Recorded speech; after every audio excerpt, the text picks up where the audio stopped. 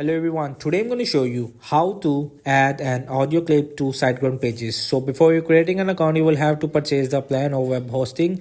And if you want to buy to premium or subscription of SiteGround, please go through the link in description. You will get a referral code from me. So after creating your account, then simply log in into the SiteGround and click on the add media button available at the top of the content area when you open WordPress.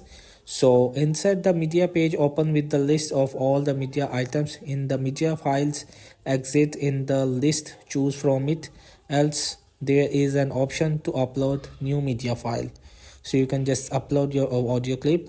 So once the done, click on the upload option. The file is uploaded and is available in the media library page, ready to be added into the web page. Choose the desired audio file and click the insert into page button.